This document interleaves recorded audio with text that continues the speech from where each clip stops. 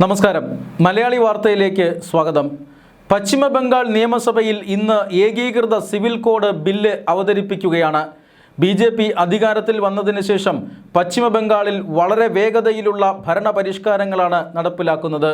സുവേന്ദു അധികാരി നേരത്തെ ഈ തെരഞ്ഞെടുപ്പ് പ്രചരണങ്ങളിൽ ജനങ്ങൾക്ക് നൽകിയിരുന്ന വാഗ്ദാനമായിരുന്നു ഏകീകൃത സിവിൽ കോഡ് സംസ്ഥാനത്ത് നടപ്പിലാക്കുമെന്നത്. ചില മുസ്ലിം മതവർഗീയ സംഘടനകൾ സംസ്ഥാനത്ത് കഴിഞ്ഞ 15 വർഷമായി അഴിഞ്ഞാടുകയായിരുന്നു. അവർക്ക് സംസ്ഥാന ഭരണത്തിൽ വലിയ സ്വാധീനമുണ്ടായിരുന്നു.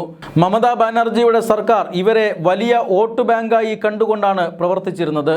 കടുത്ത ന്യൂനപക്ഷ പ്രീണനമാണ് മമതാ ബാനർജി സർക്കാർ കഴിഞ്ഞ 15 വർഷവും സംസ്ഥാനത്ത് നടപ്പിലാക്കിയത്.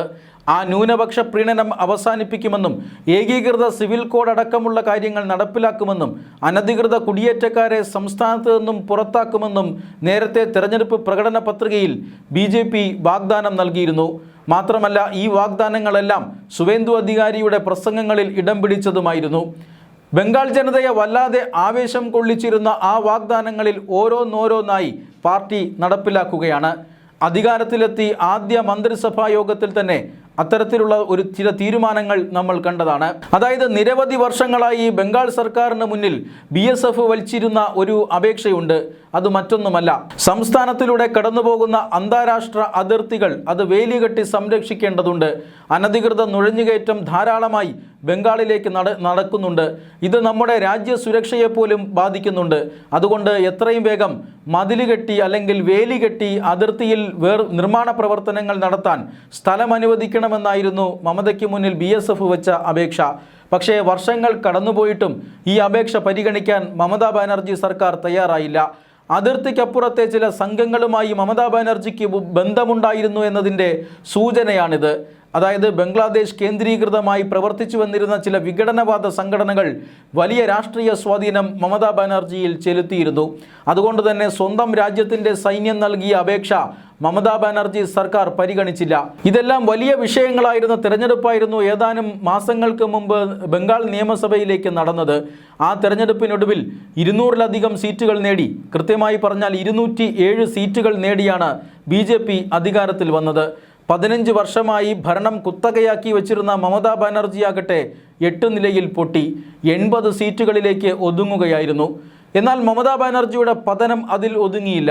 ഈ 80 MLA-മാരിൽ ഏതാണ്ട് 60 പേരും ഇപ്പോൾ വിമത MLA-മാരാണ്. അവർ ഏതാണ്ട് പാർട്ടിക്ക് പുറത്തായി കഴിഞ്ഞിരിക്കുന്നു.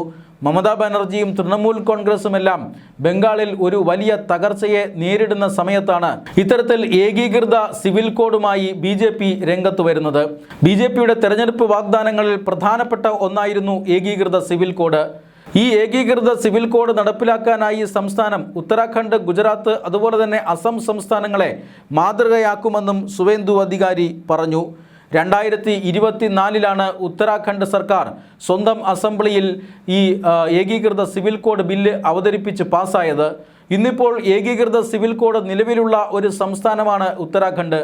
നേരത്തെ കഴിഞ്ഞ നിയമസഭാ തെരഞ്ഞെടുപ്പിൽ ഉത്തരാഖണ്ഡ് നിയമസഭാ തെരഞ്ഞെടുപ്പിൽ BJP നൽകിയ വാഗ്ദാനവും ഇതായിരുന്നു. ആ സമയത്ത് തന്നെ രാജ്യമൊട്ടുക്കും ഇത്തരത്തിലൊരു സംസ്ഥാനത്തിന് ബില്ല് അവതരിപ്പിക്കാൻ കഴിയുമോ എന്ന ചോദ്യം ഉയർന്നിരുന്നതാണ്. എന്നാൽ വളരെ വിദഗ്ധമായി തന്നെ ഉത്തരാഖണ്ഡ് മുഖ്യമന്ത്രി പുഷ്കർ സിംഗ് ധാമി ഇത് നടപ്പിലാക്കി. അദ്ദേഹം ഇതിനെക്കുറിച്ച് പഠിക്കാനായി ഒരു സമിതിയെ നിയോഗിച്ചു. ആ സമിതി റിപ്പോർട്ട് സമർപ്പിച്ചു. ആ റിപ്പോർട്ടിനനുസരിച്ച് വിവാഹബന്ധം വേർപെടുത്തൽ, പിന്തുടർച്ച അവകാശ എന്നീ വിഷയങ്ങളിൽ എല്ലാ മതവിഭാഗങ്ങൾക്കും ഒരേ അവകാശങ്ങളാണുള്ളത് എന്ന നിയമമാണ് ഉത്തരാഖണ്ഡിൽ പാസാക്കിയത്. അതിനുശേഷം ഗുജറാത്തിലും അസമിലും അത്തരം നിയമങ്ങൾ പാസാക്കി. ഇപ്പോൾ മധ്യപ്രദേശും മഹാരാഷ്ട്രയും സർക്കാരുകൾ ഈ നിയമം നടപ്പിലാക്കുന്നത് പരിഗണിച്ചു കൊണ്ടിരിക്കുകയാണ്.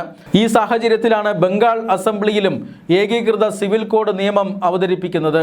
ബംഗാളിൽ അനധികൃത കുടിയേറ്റത്തിനെതിരെ കടുത്ത നടപടി സ്വീകരിക്കുന്ന തിരക്കിലാണ് സംസ്ഥാന സർക്കാർ. അതായത് ബംഗ്ലാദേശിൽ നിന്നുള്ള നുഴഞ്ഞുകയറ്റക്കാർ അനധികൃതമായി രാജ്യത്ത് വർഷങ്ങളായി താമസിക്കുന്നുണ്ട്. അങ്ങനെ താമസിക്കുന്നവരെ പിടിച്ചു പുറത്താക്കുക എന്നതാണ് സുവേന്ദു അധികാരിയുടെ നയം. നേരത്തെയുള്ള മമതാ ബാനർജി സർക്കാർ ഇത്തരത്തിലുള്ള അനധികൃത കുടിയേറ്റക്കാരെ പ്രോത്സാഹിപ്പിച്ചിരുന്നു. അവർക്ക് ഇന്ത്യൻ രേഖകൾ ലഭ്യമാക്കുന്നതിനും ചില സഹായങ്ങൾ ചെയ്തിരുന്നുവെന്നാണ് ഇപ്പോൾ പുറത്തുവരുന്ന ചില അന്വേഷണ റിപ്പോർട്ടുകൾ പറയുന്നത്. എന്നാൽ ഈ കഴിഞ്ഞ നിയമസഭാ തെരഞ്ഞെടുപ്പിൽ അധികാരത്തിലെത്തിയ BJP സംസ്ഥാനത്ത് അവരുടേതായ അജണ്ട നടപ്പിലാക്കുകയാണ്. ഇതിൻ്റെ ഭാഗമായിട്ടാണ് ഏകീകൃത സിവിൽ കോഡ് സംസ്ഥാനത്ത് നടപ്പാക്കാൻ ഉദ്ദേശിക്കുന്നത്. അനധികൃത കയ്യേറ്റം കാരണം ജനസംഖ്യയിൽ വലിയ മാറ്റങ്ങൾ ബംഗാളിൽ വന്നിട്ടുണ്ട്. ബംഗാളിൽ മാത്രമല്ല, ഈ മറ്റ് സംസ്ഥാനങ്ങളിലേക്കും ഈ അനധികൃത കുടിയേറ്റം വ്യാപിച്ചു. അതിൻ്റെ ഏറ്റവും പ്രധാനപ്പെട്ട കാരണവും ബംഗാൾ പോലെയുള്ള സംസ്ഥാനങ്ങൾ തന്നെയാണ്. വിവാഹത്തിലും വിവാഹബന്ധം വേർപെടുത്തുന്നതിലും അതുപോലെ തന്നെ പിന്തുടർച്ചാ അവകാശ നിയമത്തിലുമെല്ലാം മുസ്ലിങ്ങൾക്കും ഹിന്ദുക്കൾക്കും ക്രിസ്ത്യാനികൾക്കും ഒരേ നിയമം എന്ന സങ്കല്പമാണ് ഏകീകൃത സിവിൽ കോഡിനുള്ളത്. ഏകീകൃത സിവിൽ കോഡ് ഏതൊക്കെ സംസ്ഥാനങ്ങളിൽ BJP ഭരിക്കുന്നോ ആ സംസ്ഥാനങ്ങളിലൊക്കെ അവതരിപ്പിക്കുകയും പാസാക്കുകയും ചെയ്യുക എന്ന നയമാണ് ഇപ്പോൾ കേന്ദ്ര സർക്കാർ സ്വീകരിച്ചിരിക്കുന്നത്. അതിന് ധാർമ്മികമായ പിന്തുണ കേന്ദ്ര സർക്കാർ നൽകും. ഒരു കേന്ദ്ര നിയമം എന്തുകൊണ്ടില്ല എന്ന ചോദ്യത്തിന് BJP ഇനിയും ഉത്തരം പറഞ്ഞിട്ടില്ല. പക്ഷേ ഫലപ്രദമായി ഇത്തരം കാര്യങ്ങളെ ലവ് ജിഹാദ് പോലെയുള്ള ലാൻഡ് ജിഹാദ് പോലെയുള്ള വിഷയങ്ങളെ കൈകാര്യം ചെയ്യാൻ സംസ്ഥാന തലത്തിൽ ബില്ലുകൾ അവതരിപ്പിക്കുക, നിയമങ്ങൾ പാസാക്കുക എന്നതാണ് ഉത്തമം എന്നാണ് BJP മനസ്സിലാക്കുന്നത്. അതുകൊണ്ട് തന്നെ ഓരോ സംസ്ഥാനങ്ങളുടെയും പ്രത്യേകത അനുസരിച്ചിട്ടുള്ള ബില്ലുകളാണ് ഇപ്പോൾ അവതരിപ്പിക്കപ്പെടുന്നത്. അങ്ങനെ മറ്റൊരു സംസ്ഥാനം കൂടി ഏകീകൃത സിവിൽ കോഡ് നിയമം പ്രാബല്യത്തിൽ വരാൻ പോകുന്നു. കഴിഞ്ഞ കുറേ കാലമായി ഏകീകൃത സിവിൽ കോഡ് രാജ്യത്ത് ചർച്ചാ വിഷയമാവുകയായിരുന്നു. 2024 ലോക്സഭാ തെരഞ്ഞെടുപ്പിന് മുമ്പ് ഏകീകൃത സിവിൽ കോഡ് പാർലമെൻറ്റിൽ അവതരിപ്പിക്കപ്പെടുമെന്നാണ് കരുതിയത്. പക്ഷേ ഏകീകൃത സിവിൽ കോഡ് വിഷയത്തിൽ മോദി സർക്കാർ വളരെ കരുതലോടുകൂടിയാണ് നീങ്ങുന്നത്. കേന്ദ്ര നിയമത്തിന് പകരമായി സംസ്ഥാനങ്ങളിൽ നിയമം പാസാക്കുക എന്നതാണ് BJP ഇപ്പോൾ ലക്ഷ്യമിടുന്നത്. 2024 ആദ്യമായി ഉത്തരാഖണ്ഡ് സർക്കാരാണ് ഏകീകൃത സിവിൽ കോഡ് നടപ്പിലാക്കിയത്. ഉത്തരാഖണ്ഡ് നിയമസഭാ തെരഞ്ഞെടുപ്പിൽ നൽകിയ വാഗ്ദാനമനുസരിച്ച് അധികാരത്തിൽ വന്നയുടൻ ഇത് പഠിക്കാനായി ഒരു സമിതിയെ നിയോഗിച്ചുകൊണ്ട് മുഖ്യമന്ത്രി പുഷ്കർ സിംഗ് ധാമി ഉത്തരവിടുകയായിരുന്നു. അതേ മാതൃകയിൽ തന്നെയാണ് ഇപ്പോൾ ബംഗാളിലും ഈ ഏകീകൃത സിവിൽ കോഡ് നടപ്പിലാക്കാൻ പോകുന്നത്. ഏകീകൃത സിവിൽ കോഡ് നടപ്പിലാക്കുന്നതിന് മുന്നോടിയായി ഈ കാര്യത്തെക്കുറിച്ച് പഠിക്കാൻ ബംഗാളിലും ഒരു സമിതി ഉണ്ടാകും. ആ സമിതിയുടെ റിപ്പോർട്ട് കിട്ടിയതിന് ശേഷം ഏകീകൃത സിവിൽ കോഡ് പ്രയോഗത്തിൽ വരുത്തുന്നതിനെക്കുറിച്ച് ബംഗാൾ സർക്കാർ ചിന്തിക്കും. എന്തായാലും ആ സമിതിയുടെ റിപ്പോർട്ട് കിട്ടി, അതിനുശേഷം ബില്ല് ഡ്രാഫ്റ്റ് ചെയ്തതിന് ശേഷമാണ് ഇപ്പോൾ നിയമസഭയിലേക്ക് കാര്യങ്ങൾ എത്തുന്നത്. നിയമസഭയിൽ BJPക്ക് മൃഗീയമായ ഭൂരിപക്ഷമുണ്ട്. ഈ ബില്ല് പാസ്സാക്കിയെടുക്കാൻ BJPക്ക് അവിടെ ഒരു പ്രയാസവുമില്ല.